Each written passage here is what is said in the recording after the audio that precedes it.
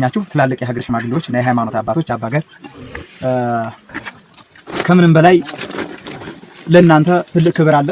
ቀጣዩን ትውልድ በመቅረጽ ረገድ የአንበሳውን ድርሻ ወስዳችሁ ከኛ ጋር እዚህ ስብሰባ ላይ መገኘታችሁ በቀጣይም ያለውን ትውልድ አደራ ስላለባችሁ ያለውን ነባራዊ ሁኔታ እንድንረዳዳ እንድንነጋገር እዚህ መገኘታችሁ ትልቅ ነገር ነውና ከምንም በላይ ለራሳችሁ አንድ ሞራል ደግማችሁ ደግሞ ለወጣቱ አንድ ሞራል አመሰግናለሁ። ወጣቶችንም እያየሁ ነው። ከምንም በላይ የዚች ሀገር ተረካቢ ወጣት ነውና ወጣቶች በማየቴ በጣም ደስ ብሎኛል። የለም ወጣት ዛሬ ለስደት የዳረገን ስርዓት አለ። ለስደት የዳረገንን ህገ መንግስት መር በሆነ መልኩ ለስደት የዳረገንን ስርዓት ከመዋጋት ይልቅ ስደት የሚመኝ ወጣት ነው አይደል? ያፈራም አይደል? ስለዚህ ወጣት በዚህ መድረክ ላይ ተገኝቶ ስለ ቀጣይ መጻኢ የሀገሪቱ እድል ስለ ቀጣይ ትውልድ አብሮ መምከር ግዴታው ነውና እዚህ መድረክ ላይ በመገኘታችሁ ከምንም በላይ ትልቅ ክብር አለኝ። አሁን ወደ አጀንዳዬ ልገባ ነው። አስተዋውቋችኋል። ወደ ዋናው አጀንዳዬ ስገባ የአማራ ፋኖ ብሔራዊ ንቅናቄ የትጥቅ ትግል አሁን ላይ ምን ደርሷል? ምን ላይ ደርሷል? ከዛም አልፎ ተርፎ ይሄ ሁሉ ታጋይ የምታዩት የሚሰዋው አካላ ጎደሎ የሚሆነው ወጣት ወደ ትግል የወጣበት ገፊ ምክንያቱ ምንድነው? የገፋው ገፊ ምክንያቱ ጥቅም ፈልጎ ነው ወይስ ምንድነው የሚለው በደንብ አድርገን እሱን እናየዋለን። የአማራ ፋኖ ትግል ከጀመረበት ጊዜ አንስቶ በርካታ ተግዳሮቶችን አልፎ አሁን የደረሰበት ደረጃ ላይ ደርሷል። አሁን የደረሰበት ደረጃ የት ነው ካላችሁ መንግስትን አሽመድምደናል። በአንድ የጦር ግንባር ላይ 4 እና 5 ጀነራሎችን አሰልፈው መከራውን እያየ ነው። ደጋዳሞት ላይ ወደፊት ነው ትግላችን። እዚህ ያለው እዚህ ፍርግጥ የሚለው ይሄ እዚህ ከታች ሆኖ ተረት የሚያደርጉት ነገር አለ። ምን መኮይና አይታ እንትና ሸፍታ ህዝቡን አስበቃቸው ገዳማ ተኝታ እያሉ እየተረቱ ነው። እዚህ ማለት ነው። እነዚህ አንድ አፍታ ናቸው። እንደ ግፋ ቢልን የጦር ይዤ ብገባ 10 ደቂቃ አይፈጅብኝም። 30 ደቂቃ 20 ደቂቃ አይደለም 10 ደቂቃ አይፈጅብኝም። ግን ደግሞ ብዙ እንቁላሎች አሉ ውስጥ ላይ። ለዛ ነው የምናስበው አንድ የእንቁላል ነጋዴ ገበያ መሀል ጸባ ያነሳም። ከዛ ቦክስ ቢገጥም እንቁላሉ አመድ ነው የሚሆነው። ጎበዝ ግልጽ ነው አይደል? እና እዛ መካከል ብዙ እንቁላሎች አሉን። የኛ አብረው ይፈርጡብናል። ጊዜ ይፈልጋል። አያችሁ እንቁላል ነጋዴ ጊዜ ጠብቆ ነው የሚጣላ። ገበያ ምን ብትሰድበው ምን ብትለው ዝም ነው የሚለው። ግልጽ ነው አይደል? እኛ እንደ እንቁላል ነጋዴ ነው። ያ ማለት እንደ እንቁላል የምንሳሳለት ህዝብ አለ። ስርዓት መር በሆነ መልኩ በየዘመናቱ የመጡ መንግስታቶች ሁሉ አማራ ላይ ትኩረት ያደረገ ግድያ፣ ጭፍጨፋ፣ ጄኖሳይድ ተፈጽሞበታል። አማራ እየወለደ ሳይሆን እየጠፋ ነው ያለው። ስንት ወጣት ነው አሁን እየረገፈብን ያለው? መንግስት መር በሆነ መንገድ ህገ መንግስቱን ተገን በማድረግ የአማራን ህዝብ ለጥቃት የሚዳርጉበት ሲስተም በጣም ረጅም ነው። የረቀቀ ነው። እጃቸው የረቀቀ ነው። ግልጽ ነው አይደል? የአማራ ፋኖ የትጥቅ ትግል በወታደራዊና በፖለቲካዊ አካሄዱ አሁን ላይ በምስራቅ አፍሪካ ትልቅ ተጽዕኖ ፈጣሪ የሆነ ኃይል ሆኖ ትልቅ ተጽዕኖ ፈጣሪ የሆነ ድርጅትም ሆኗል አማራ ፋኖ ብሔራዊ ንቅናቄ። ይሄ ሲሆን ግን በጣም በርካታ ተግዳሮቶችን አልፎ ነው። አማራ መቼም የብዙ መከራ ድምር ውጤት የሆነ ማህበረሰብ ነው። ይሄ ማህበረሰብ ያልቻለው ጉድ የለም፣ ያልተሸከመው ጉድ የለም። የመጣው ሁሉ እንዳፈር እየዘገነ ሲያጠፋው ይኖራል። የመጣው ሁሉ ሲገለው ይኖራል። የመጣው ሁሉ ሲያፈናቅለው ይኖራል። የመጣው መንግስት ሁሉ በኢኮኖሚ ሲያደቀው ይኖራል። በአንድ ሱሪ እያከክን እንድንኖር ያደርጉናል። የመጣው ሁሉ ማለት ነው። በኢህአዴግ ዘመንም ብናየው በዛው ልክ ስንዋጋው ነው የኖር ነው። በብልጽግና ዘመንም እንደምታዩት ነው ስናክ እንድንኖር እየተደረገ ነው። ግልጽ ነው አይደል? ይሄንን ለመታደግ ነው አማራ ፋኖ ሀ ብለን የትጥቅ ትግል የጀመርነው። ይሄ የፖለቲካው የትጥቅ ትግል ከተጀመረ ጊዜ አንስቶ የአማራ ህዝብ በአንጻራዊነት ቀና ብሎ አንገቱን መድፋቱን ትቶ ቀና ብሎ እየተራመደ ያለበት ሁኔታ ነው ያለው። አማራ ነኝ ማለት ጀምሯል።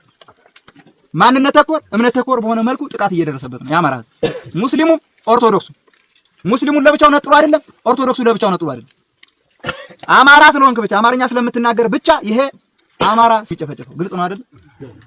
ስለዚህ በጋራ መምከር፣ በጋራ መቆም፣ በጋራ መደራጀት፣ የመጣብንን ጠላት በጋራ መመከት እንጂ። ስለዚህ ሁሉም ተሳታፊ መሆን መቻል አለበት። ለዛ በደንብ ግንዛቤው ሊኖረን ይገባል።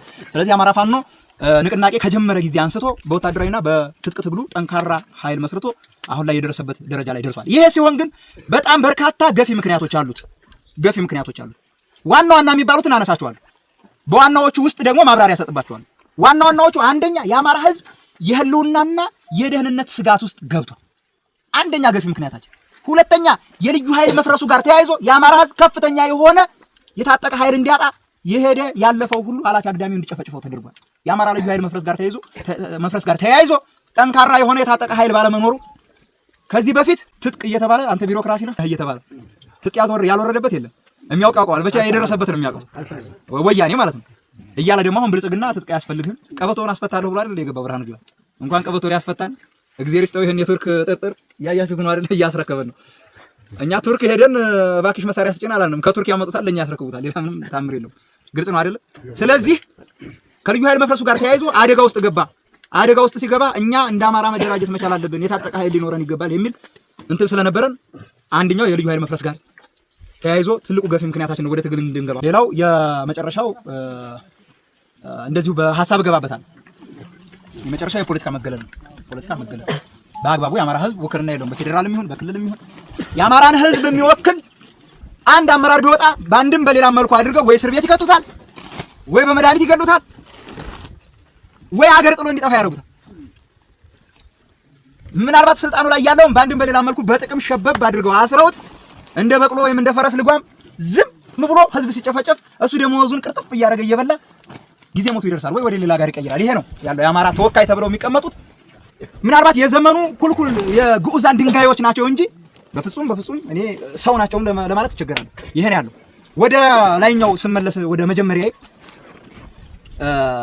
የፋኖ የትጥቅ ትግል ገፊ ምክንያቶች የምንላቸው የጠቀስኩላችሁ ናቸው። ማብራሪያ ልሰጥባቸው ነው። አንደኛው የህልውናና የደህንነት ስጋት ውስጥ መግባታችን ትልቁ ገፊ ምክንያት ነው። የህልውናና የደህንነት ስጋት ውስጥ የከተተን በወለጋ ያለውን ጭፍጨፋ ስታዩ፣ በኦሮሚያ ማለት ነው፣ በቤኒሻንጉል ጉምዝ ያለውን ጭፍጨፋ ስታዩ፣ በመተከል ያለውን ጭፍጨፋ ስታዩ፣ በዚሁ ሸዋ ላይ ደራ ያለውን ጭፍጨፋ ስታዩ፣ በራያና በወልቃይት ያለውን ጭፍጨፋ ስታዩ፣ ዝቅ ስንል ደግሞ ከዚህ ከሲራርቡር ጀምሮ እስከ ይፋት መጨረሻ እስከ ራሳ ከራሳም አልፎ እስከ ምንጃር አውራ ጎዳና ድረስ ያለው ቀጠና ትልቅ አደጋ አንጃበበበት ቀጠና ሆነ።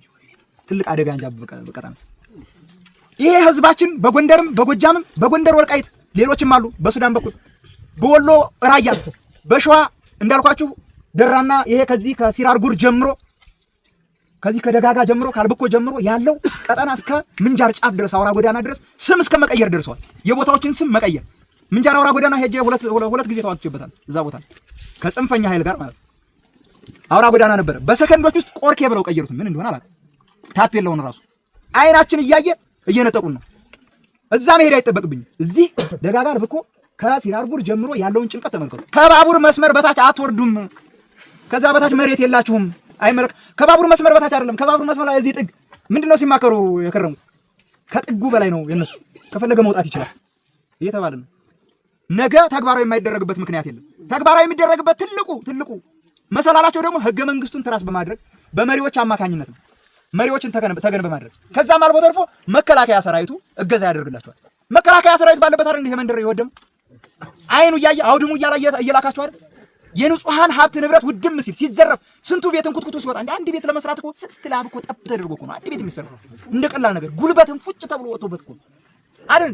እንደ ልጆቻችን አረብ ሀገር ቢሄዱ እንኳን እዛ መከራቸውን አይተው በአረብ ተገላምጠው እርቧቸው አንጀታቸውን ስራ አድርገው ታመው ስንት ህመም አልፈው ያመጧት ሳንቲም የተሰራችው ቤት በአንዲት ጀንበር ውድም ትላለች። በአንዲት ጀንበር 5 ዓመት 6 ዓመትና 7 ዓመት 10 እና 15 ዓመት የተደከመበትን ሀብት ንብረት በአንድ ጀንበር መንግስታዊ መር በሆነ መልኩ ስትራቴጂክ ነድፈው እቅድ አቅደው አጀንዳ ቀርጸው እያጠፉን እያወደሙብን የሰራነውን ያፈራነውን ሀብት ንብረት እንኳን ለልጅ ልጅ በማናወርስበት ሁኔታ ቆመን የምንመለከት ከሆነ በቁማችን ሞተን። አያችሁ፣ የህልውናና የደህንነት ስጋት ማለት ነው። ሰው የደህንነት ስጋት ሲኖርበት ምን ያስፈልገዋል? የተደራጀና የታጠቀ ኃይል ያስፈልገው።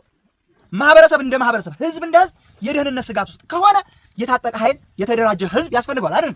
እኛ ግን በተቃራኒው የታጠቀ ኃይል እንዳይኖር የተደራጀ ህዝብ እንዳይኖር ያወቀ ስለ ሀገሪቱ መጻኢ ሁኔታ አሁን ሀገሪቱ ያለችበት ነባራዊ ሁኔታን እንዳያውቅ እየተደረገ ነው ማህበረሰባት። ያን ነው ዛሬ የምናውቀው።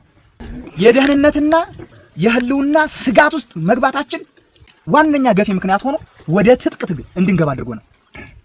በኦሮሚያ ያለውን ጭፍጨፋ፣ በወለጋ ያለውን ጭፍጨፋ፣ በቤኒሻንጉል በመተከል ያለውን ጭፍጨፋ፣ እዚህ ሸዋ ላይ ከዚች ከሲራርጉር ጀምሮ እስከ ይፋት መጨረሻ ድረስ ያለውን ጭፍጨፋ ስንት ነው የተጨፈጨፈው? አጣዬ ላይ የተጨፈጨፈው ጉድ ከዚች አይደል? ከዚች መንደር እዚች ሬሳቸው የሚመጣ መስኖ እየሄዱ ህዝብ የሚጨፈጭፉት ከዚህ እኮ ነው።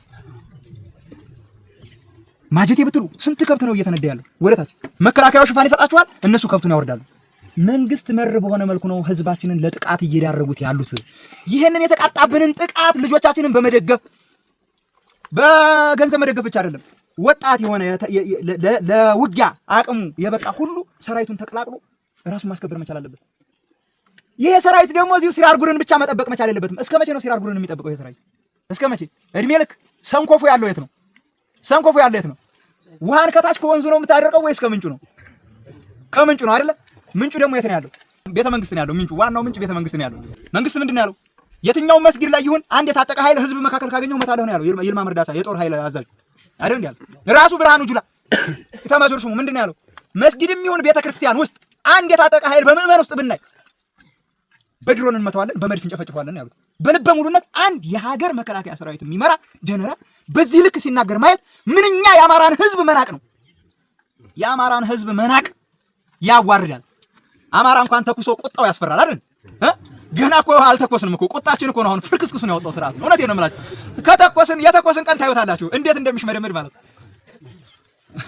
ኡጋንዳ ይግባ ዚምባብዌ እሱን አላህ ይወቅለት፣ እግዚአብሔር ይወቅለት። እኛ ይመለከታል። ጀምሮታል። እንደጀመረው አዛባውን ይዝቀዋል። እኛ በሰላማዊ መንገድ በርካታ ጥያቄዎችን ጠይቀናል። ከ2007 ጀምረን 2007፣ 2008፣ 2010፣ 2011፣ 2013፣ 2012 እነዚህን ዓመታቶች በሰላማዊ መንገድ የአማራ ህዝብ እንደ ህዝብ በማንነቱ አይገደል፣ በእምነቱ አይሳደድ፣ ወልዮች አይሙቱ፣ ቄሶች አይሙቱ፣ ሰው የወደደበት የፈቀደበት ሄዶ ሀብት ንብረት ያፍራ። አንተ መጤነህ በሚል በማንነት ተኮር በእምነት ተኮር ተደርጎ ከዚያ አካባቢ ነህ የመጣው ተብሎ ለዘመናት የደከመበት ሀብት ንብረቱ አይወደምበት። ሰው የፈቀደውን ያድርግ፣ የፈለገው ቦታ ይኑር ነው የኛ። ሌላ ምንም ምክንያት የለም። ገፊ ምክንያታችን ይሄ። ስለዚህ ይሄ የህልውናና የደህንነት ስጋት የአማራ ህዝብ ላይ ካንጃበበ ቢሰነባበትም ቅሉ አሁን ላይ ግን ይፋ በወጣ መልኩ ህገ መንግስቱን ተገን በማድረግ በጣም በርካታ የአማራ ህዝብ በያለበት እየተጨፈጨፈ ነው። ለዛ ነው ምንድን ነው ያለችው አንሻ ሰይድን የሚያውቃት የለም። አንዲት የ7 ዓመት ህፃን ወላሂ ለአዚም ሁለተኛ አማራ አልሆነም እያለች የታረደችው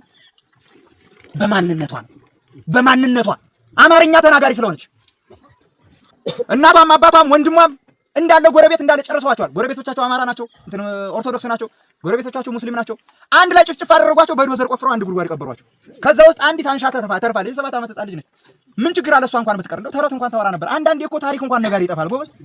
ለታሪክ የሆነውን በወቅቱ በሰዓቱ የሆነውን ሁናቴ እንዳትናገር ስርዓት መር በሆነ መልኩ አገዛዙ ባደራጀው ጨፍጫፊ ቡድን አገዛዙን ያደራጀው ሸኔን ማን ያደራጀው መስሏችሁ? ማን ሰፖርት የሚያደርገው? መንግስት እኮ ነው። የመንግስት ደህንነት እኮ አሉበት ሸኔ ላይ። ይሄን አታውቁም? የመንግስት የደህንነት አካላቶች እኮ ውስጥ ላይ አሉ።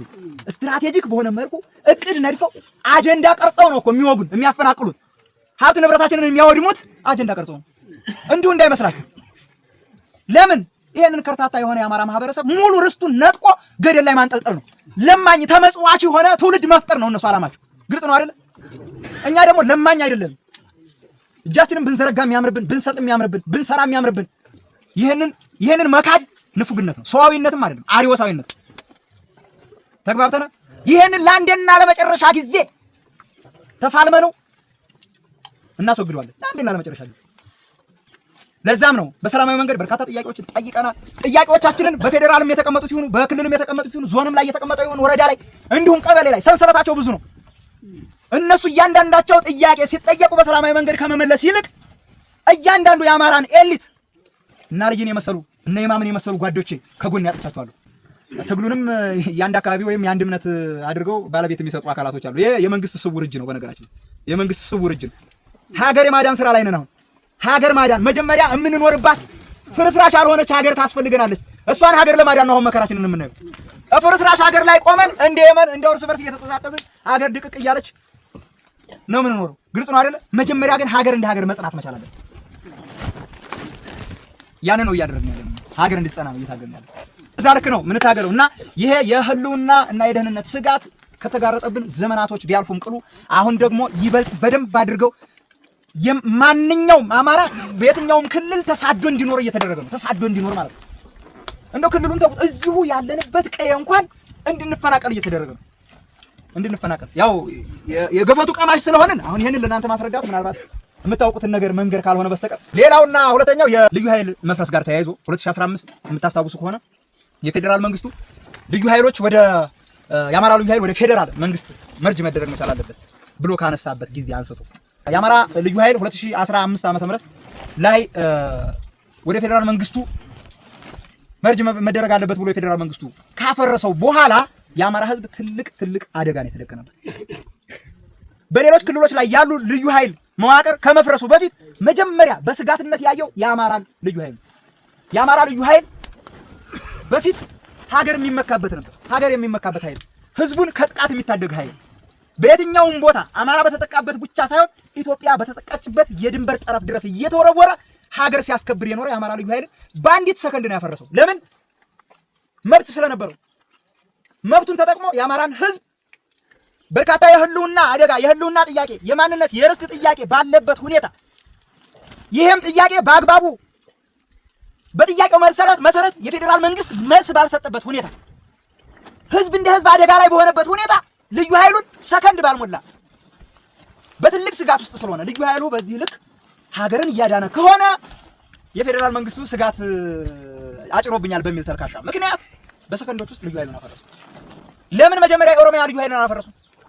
ለምን መጀመሪያ የአፋር ልዩ ኃይልን አላፈረሰም? ለምን ደቡብ የቤኒሻንጉሉ የሶማሌው ለምን አልፈረሰም? መጀመሪያ ቅድሚያ የፈረሰው ይሄ ብኩን የሆነው የአማራ ማህበረሰብ እድሜ ልክ የመጣው ሁሉ ለስደት ሲዳርገው፣ የመጣው ሁሉ ለውርደት ሲዳርገው፣ የመጣው ሁሉ ለኢኮኖሚ ድቀት ሲዳርገው፣ የመጣው ሁሉ ማንነቱን ሲያጠፋበት፣ የመጣው ሁሉ እሴቱን ባህሉን ሲያጠፋበት፣ ወጉን ልማዱን ሲያጠፋበት ነው የኖረው።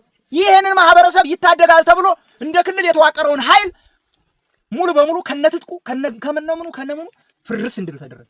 ከዛ በኋላ ነው ብርሃኑ ጁላ ወጥቶ እንኳን ትጥቅ ቀበቷቸውን እናስፈታቸዋለን ብሎ አማራ ክልል ዘሎ ድርግም አለ። መውጫ ቀዳዳ ጠፋው። ሙሉ በሙሉ አስታጠቀን። እግዚአብሔር ይስጥ አስታጠቀን። ስንት ወጣት የምታዩት እሱ ባይመጣ ኖሮ የፌዴራል መንግስት ግልጽ ጦርነት ባይከፍት ኖሮ የአማራ ህዝብ አይታጠቅም። አሁን የአማራ ህዝብ ታጥቆ ራሱን የሚከላከልበት ተገዳዳሪ የሆነ ኃይል ሆኗል። በዓለም አቀፉ መድረክ በምስራቅ አፍሪካ ተጽዕኖ ፈጣሪ የሆነ ህዝብ፣ ተጽዕኖ ፈጣሪ የሆነ ኃይል ፈጥሯል። ይሄም የመጣው በመስዋዕትነት ነው። ዝም ብለን እጅ አጣጥፎ በመተኛት አይደለም። ይሄም የመጣው ተግቶ በመስራት ነው። ይሄም የመጣው የአማራን አደጋ፣ አማራ የተደቀነበትን አደጋ ቀድሞ በመረዳት ግልጽ ነው አይደለ? ምናልባት ይሄንን ሁሉ ሐሳብ ይዘን ይሄ ሁሉ ታጋይ ቀድሞ ሞቶ ቢሆን ይሄም ህዝብ አብሮ ነው የሚሞት። የሚያነቃው የለም። ግልጽ ነው አይደለ? አሁን እኔ ዛሬ ላይ ብሞት የክብር ሞት ነው ምን ሞተው ዛሬ ላይ ብንሞት ማለት ነው። አውቃችኋል። አሁን እነዚህ ወጣቶች ነገ አእምሮን ጭንቅላቱን እየበላው ይነሳል። ከዚህ መካከል የሚነሳ ጀግና አለ። እናንተ አመራር አይደላችሁም፣ እናንተ አባል ናችሁ። እናንተ ምንም አሰሩም ብዬ መሳደብ አልችልም። ነገ ከዚህ መካከል ተነስቶ እንደኔ አመራር ሊሆን ይችላል። ግልጽ ነው አይደለ? ስለዚህ በደንብ በትኩረት ወጣቶች፣ እኛ ብንሞት ማስቀጠል መቻል እንዳለባችሁ ዱዓው አደራ ነው። ቆምን የምንናገረው እያንዳንዱ ያደራ ቃል ነው። የምንሞተው የሚፈሰው ደም ሁሉ ያደራ ደም ነው። የሚሰበረው አጥንት ያደራ አጥንት ነው። ግልጽ ነው አይደለ? አደራ አለብን። አማራ ደግሞ በታሪኩ አደራ በላ አይደለም፣ አደራውን ለትውልድ የሚያስተላልፍ ነው። ግልጽ ነው አይደል? አደራ በላ ያድርገን። አደራችንን የምንወጣለን ያድርገን።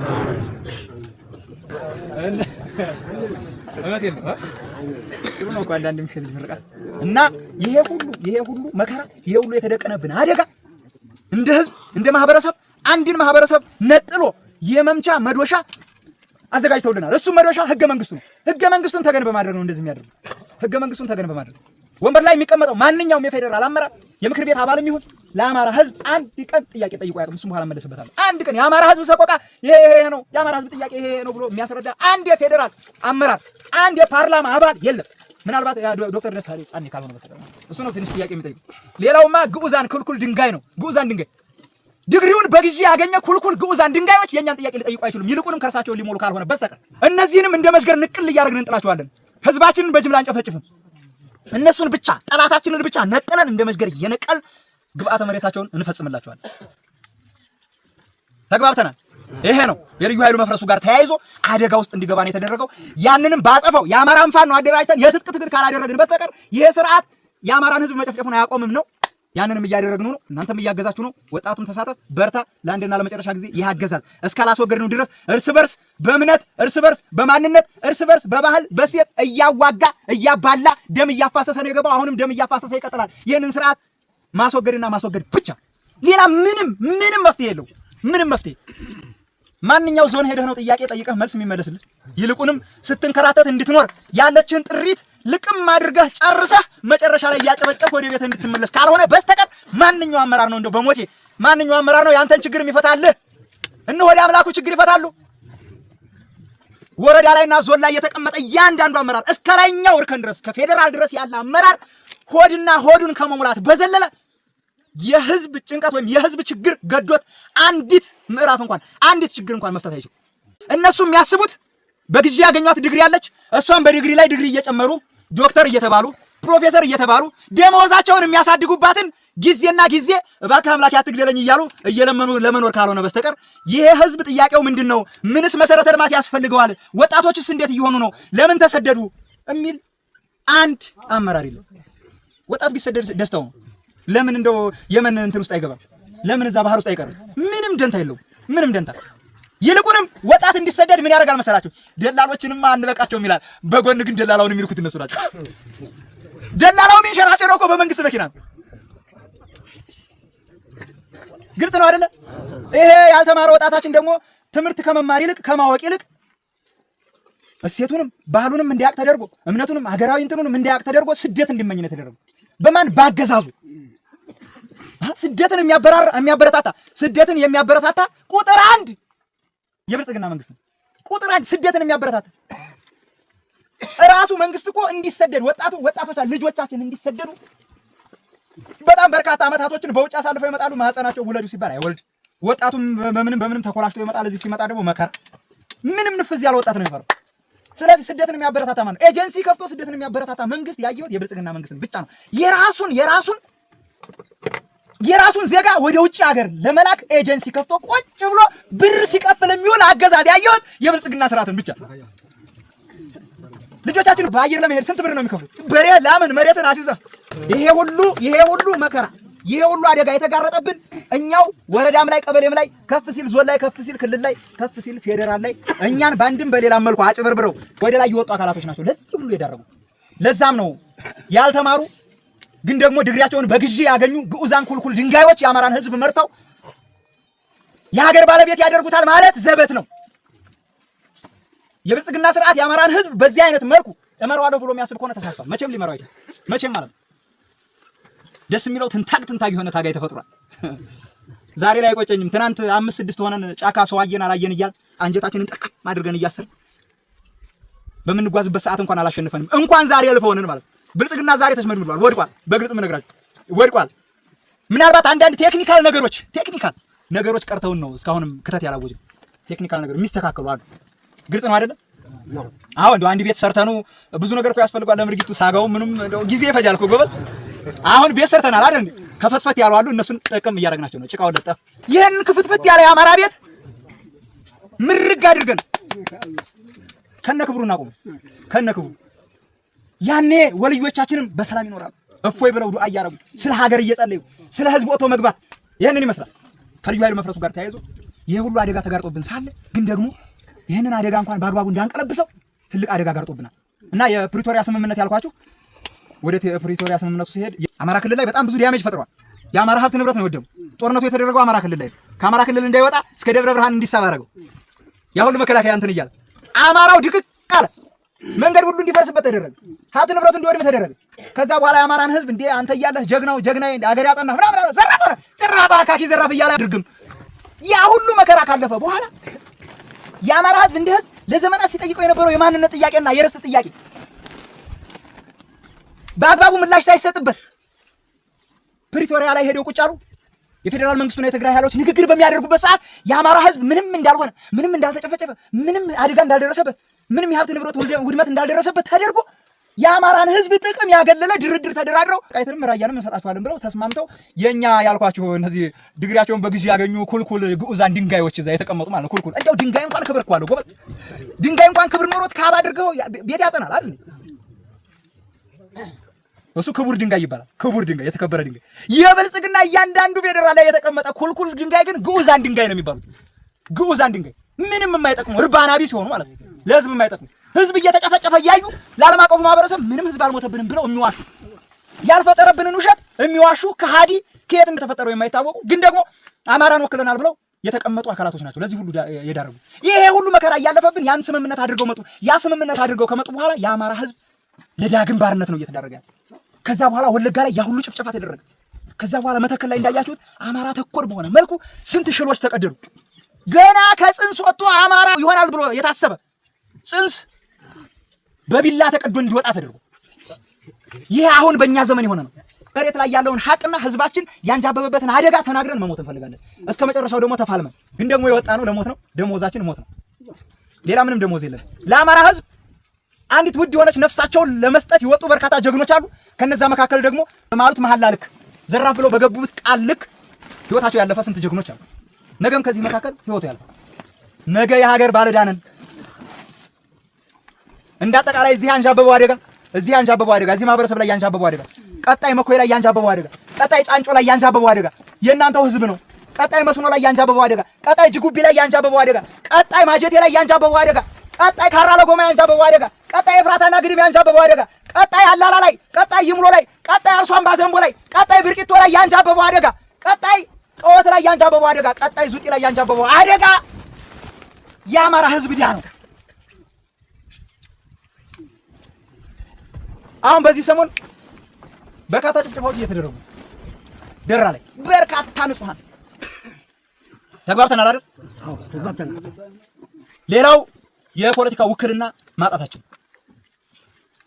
በኢትዮጵያ ፖለቲካ ላይ የአማራ ህዝብ በአግባቡ የፖለቲካ ውክልና አግኝቶ እስካሁን ያልኳችሁ ኮዞች ሁሉ እስካሁን ያልኳችሁ እያንዳንዱ የአማራ ህዝብ መከራ ሁሉ ሊጠየቅ የሚችል ወይም ሊጠይቅ የሚችል አመራር ከላይ አልተቀመጠም። ይወከለን የለም።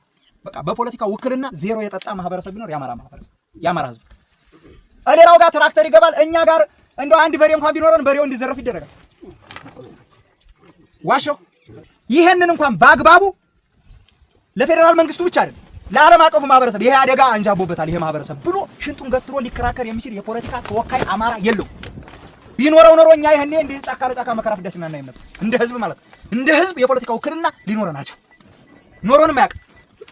3 እና 4 መንግስታቶች አልፈዋል። የአማራ ህዝብ የፖለቲካ ውክልና አግኝቶ ያውቃል።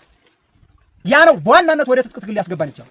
በጣም በርካቶች በዚህን ሰዓት የሞቱም እየተሰቃዩም ያሉ እዚህ መድረክ ላይ ቆመው ቢናገሩ የሚያምርባቸው ስንት ጀግኖች አሉ። ቆመው ቢናገሩ ቆመው ቢያወሩት። ስለዚህ የፖለቲካ ውክልና አተናል። ያንን የፖለቲካ ውክልና ለማግኘት በሰላማዊ መንገድ ጥያቄ ጠይቀናል። በሰላማዊ መንገድ የጠየቅነው ጥያቄ አንድ ቀን ምላሽ አግኝቶ አያውቅም። ይልቁንም የፖለቲካ ትጥቅ ትግል ማድረግ ከጀመረ ጊዜ አንስቶ የአማራ ህዝብ መፈራት ጀምሯል። የትጥቅ ትግል ካደረግን በኋላ እኮ ነው የአማራ ህዝብ እየተፈራ ይመጣ። ግልጽ ነው አይደለ? ማንኛውም በየትኛውም ዓለም ያልተደራጀና ያልታጠቀ ማህበረሰብ አይፈራም።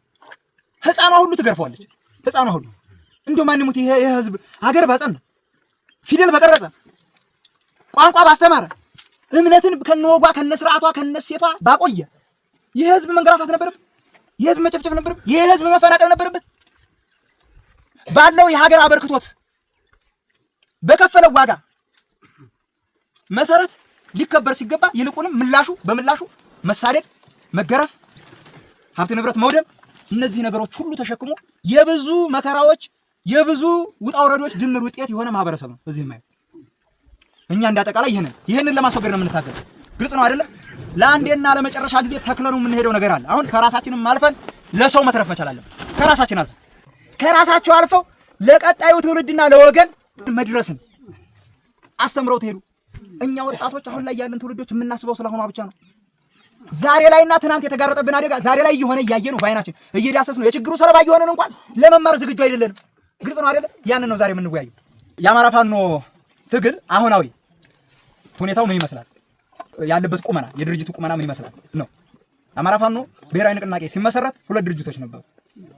አሁን ወጥ የሆነ አደረጃጀት መስርቷል። እነዛ 2 ድርጅቶች አፋባህና አፋሃድ ይባሉ ነበር። የአማራ ፋኖ ብሔራዊ ኃይልና የአማራ ፋኖ ህዝባዊ ድርጅት ይባሉ 2 ድርጅቶች ነበሩ። እነዛ ድርጅቶች ወደ አንድ ለማምጣት በርካታ ንግግሮችን አድርገን ከምንም በላይ በጥሩ መግባባት ደርሰን ህዝባችን የሚፈልገው ሰራዊታችን የሚፈልገው እርስ በርስ ከመዋጋት በጋራ ቆሞ የጋራን ጠላት መዋጋት የሚለውን መርህ ተከትለን ከሚያለያዩን የሚያገናኙን የሚያቀራርቡን በርካታ አጀንዳዎች ላይ ትኩረት አድርገን የጋራ ዓላማችን ላይ ትኩረት አድርገን አንድ ድርጅት መስርተናል። እሱም ድርጅት የአማራ ፋኖ ብሔራዊ ንቅናቄ።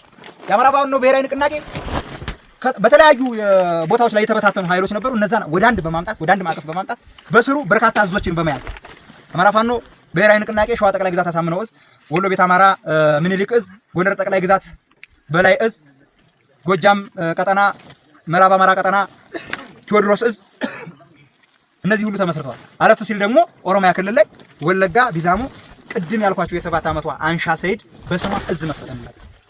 ወለጋ ቢዛሞ አንሻ ሰይድ እዝ ይሄ እዝ ያ ማህበረሰብ ሲሳደድ ሲፈናቀል ሲገደል ሲጨፈጨፍ በጅምላ ሲቀበር ሀብት ንብረቱ ሲወድምበት የነበረ ማህበረሰብ ከዛ ሁሉ የሞት ጥልማ ያኮስ ውስጥ ወጥቶ ራሱን አደራጅቶ ዛሬ ይህንን ያደረገውን አገዛዝ እየተፋለመ ነው።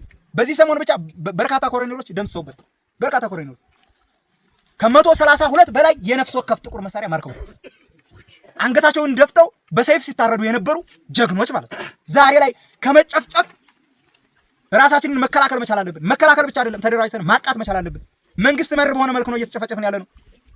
እንዲጨፈጭፉን ግን የዳቦ ስም እየተሰጠ የተደራጀ ኃይል ነው ጽንፈኛ ኃይል ነው ይባላል። ሰፖርት የሚያደርገው ግን ከጀርባ መንግስት ነው። እነዛ የተደራጁ ኃይሎች መካከል የመንግስት ኃይልም ጭምር አለ። የመንግስት የደህንነት አካላቶችም ጭምር አሉ። ፌደራል መንግስቱ ላይ የሆነች ነገር ስትፈጠር ወለጋ ላይ ተንኮስ ያደርግና ምን ያቃጥላል? ቤተክርስቲያንን ያቃጥላል። ግልጽ ነው አይደል? ምን ማድረግ ያለቻች አጀንዳ ማስቀየሪያ ነች። ማን ያደረገው ይላችኋል? ጽንፈኛ ኃይል ነው። ማን ሸኔ ይላችኋል? ግን ራሱ መንግስት ያደራጀው ኃይል ነው። ራሱ መንግስት ያደራጀው ኃይል ነው። ሲስተሙ ይግባችሁ። ለዛ ነው አጀንዳ ቀርጸው ሲስተም አቲክ በሆነ መልኩ እቅድ ይዘው የአማራን ህዝብ የሚጨፈጭፉት በዚህ ልክ ነው። ከ40 በላይ መስጊዶች እኮ አዲስ አበባ ዙሪያ እኮ ፈርሰዋል። አይመለከተንም እንደኛ 39 ነበር። ከ45 በላይ መስጊዶች ፈርሰዋል። ከ280 በላይ ቤተክርስቲያኖች ፈርሰዋል። ይሄኛን አይመለከት። ህዝባችን እያለቀ ነው። ማንን ስርዓት መር በሆነ መልኩ እስኪ የሆነ ቦታ ላይ እንምታቸው። ምን አደረግናቸው? አንድ ጊዜ ወደ ጣርማ በር ላይ እንክት አድርገን ስንመታው እዚህ በእንትን አስገባ በማጀቴ ጅጉብ ያልኳችሁ ማለት ነው። 280 ከብት ንድት አደረጉ። መከላከያ በዙ 23 ሽፋን ይሰጣቸዋል። ሙሉ በሙሉ ጥርግ አድርገው አወረዱባቸው። ጥርግ አድርገው ይሄንን ያደረገው ይኸውላችሁ፣ ይሄንን ያደረጉበት አጀንዳ መቀየሪያ ነው። ጣርማ በር ላይ የሳሳውን አይተን ድባቅ ስንመታው ሹተር ማርከናል። ስንት ጥርጥር ነው የማረክነው? በጣም በርካታ ጥርጥር፣ በርካታ ኃይሉን ደምስሰንበታል። በዛ ሲናደድ ያችን አጀንዳ ለማስቀየስ እንዳይራገፍበት በዓለም አቀፍ ማህበረሰቡ ዘንድ እንዳይራገፍበትና ውርደቱ እንዳይጋለጥበት እዚህ ትንኮሳ ፈጸመ። ህዝባችን ላይ እንደዚህ ነው የሚያደርጉት። አሁን መሀል ሜዳ ላይ ድብና አድርገን ብንመጣው እዚህ ትንኮሳ ይፈጽማል። ትንኮሳ የሚፈጽመው አካል መንግስት ያደራጀው ነው። ራሱ መንግስት ነው የሚያዘው። በማን? በወረዳና በዞን አመራሮች። ግልጽ ነው አይደለም? ዝም ብሎ የህዝብ ጥላቻ ብቻ እንዳይመስላችሁ። ዝም ብሎ የህዝብ ጥላቻ ብቻ እንዳይመስላችሁ። መንቃት አለብን። ሀገረ መንግስቱ ይጸናል ብሎ እድሜ ልኩን ደም እያፋሰሰ ያለ ስርዓት ነው ይህ አገዛዝ። ብልጽግና ማለት አሸባሪ ነው። በተዘዋዋሪ አይደለም፣ ቀጥታ አሸባሪ የሆነ ስርዓት ነው። ኢትዮጵያ ላይ ውጊያ የሌለበት ቦታ አለ? ውጊያ የሌለበት ቦታ አለ? ሁሉም ቦታ ውጊያ አለ። ሁሉም ቦታ አማራ ክልል ላይ ሙሉ ውጊያ አለ። ኦሮሚያ ላይ ውጊያ አለ። አፋር ላይ ውጊያ አለ። እዛ ሱዳን ጠረፍ ላይ ቤኒሻንጉል ውጊያ አለ። ደቡብ ውጊያ አለ። ሶማሊያ ላይ ውጊያ አለ። ከትግራይ ጋር ውጊያ አለ። ይሄንን ሁሉ ብጥብጥ ያደረገው እምስ ያደረገው ሀገሪቱ ወደ ፍርስራሽነት እንድትቀየር እያደረገ ያለው ማን ነው? ብልጽግና እኮ ነው። አብይ አህመድ የሚመራው አገዛዝ ነው። ታዲያ ይህ አገዛዝ አሸባሪ ነው ወይስ መንግስት ነው? ይህ አሸባሪ የሆነ አገዛዝ፣ ይህ አሸባሪ የሆነ ስርዓት የሆነ ቦታ ላይ ቀዳዳ ሲያፈስበት የሆነ ቦታ ላይ ትንኮሳ ፈጽሞ አጀንዳ ማስቀየሪያ የተደራጀ ሸኔ የሚባል ቡድን አለ። የተደራጀ ሌላ ቡድን አለ። ዘራፊ ቡድን አለ። በፋኖ ስም የሚዘርፍ መንግስት ያሰማራው ማለት ነው። ከመንግስት ይወጣ አድማ ብተና፣ ከመንግስት ይወጣ ሚኒሻ የፋኖ ልብስ በመልበስ መንገድ ላይ ጠብቀው የሚዘርፉ አሉ። ያንን እያጸዳ ነው። ግንባሩን እንጨት ላይ እያንጠለጠል ነው፣ እየሰቀል ነው።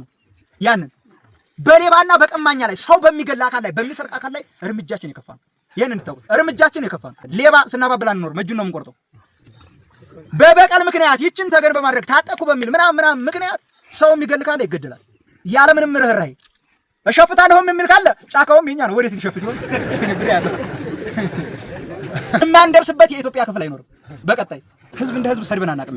በታሪክ ህዝብ አሁን እስኪ በስካሁኑ ንግግሬ ውስጥ የዛኛው ህዝብ ብዬ ሰድቤያለሁ? ህዝብ እንደ ህዝብ አይሰድብም። ለዛ ነው ህዝብ እንቁላል ነው።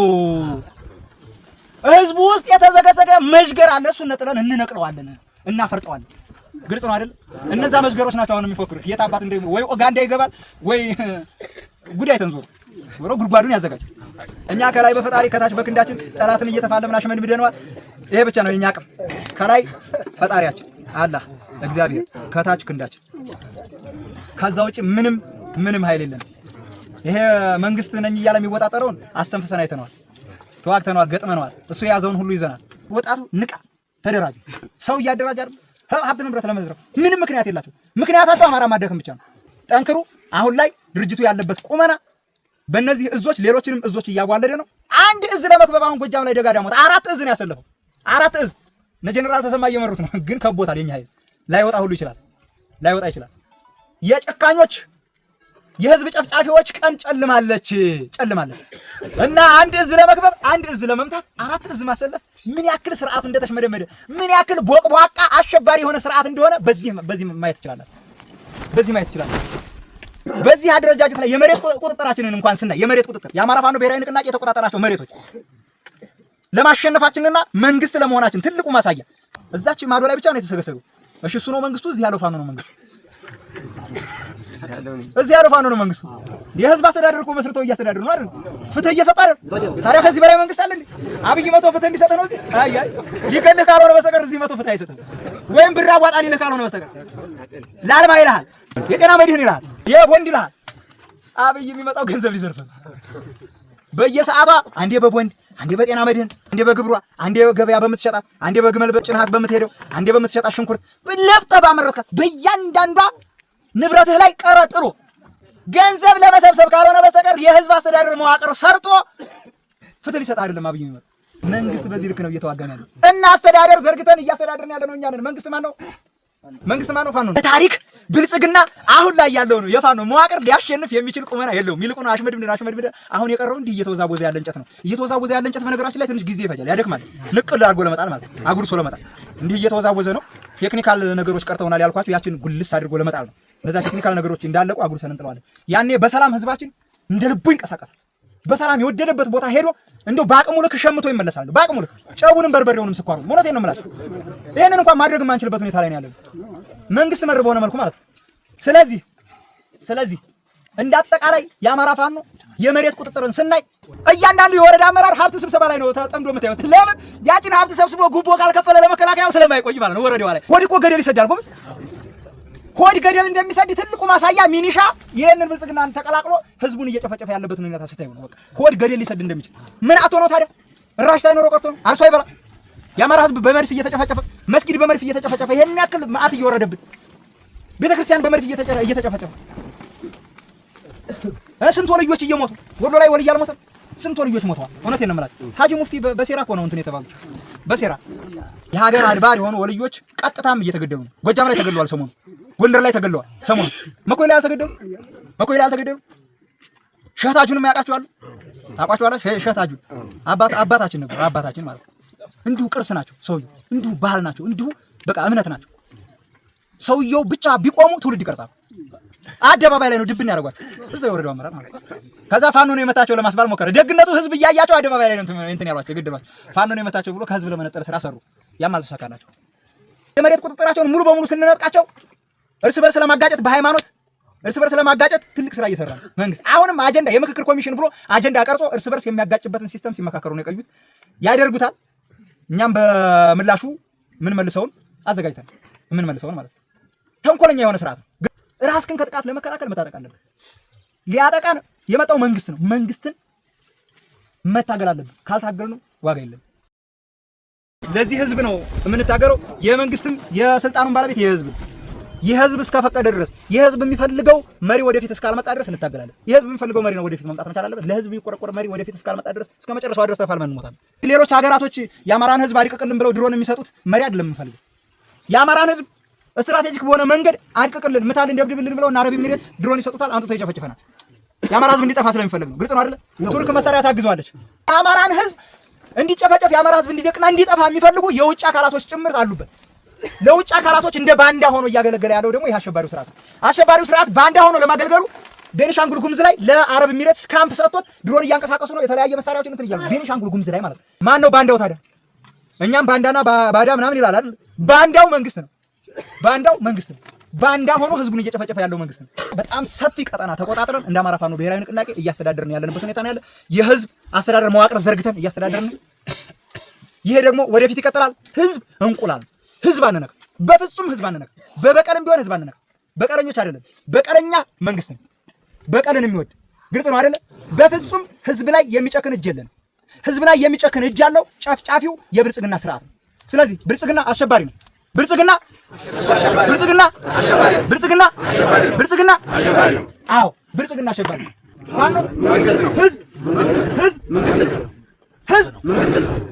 ህዝብ መንግስት ነው።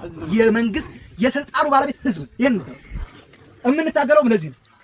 ህዝብ ጥያቄ ሲጠይቅ በአግባቡ ምላሽ ስላልተሰጠው ህዝቡ የስልጣኑ ባለቤት ሆኖ ራሱ ይዳኛል፣ ራሱ ሀገሩን ከውርደት ይታደጋል። ራሱ ህዝቡ እንጂ የአንድ ብሔር የበላይነት ወይም የሆኑ ጎሳዎች የበላይነት ነግሶ በፍጹም ሊሆን አይችልም። እዚህ ሀገር ላይ ስለማይሆን ማለት ነው። ስለማይሆን ይሄንን ነው አምረን የምንታገለው። ከኔ ጋር ያላችሁ ቆይታ ይሄን ይመስላል። በቀጣይ እድል ካገኘ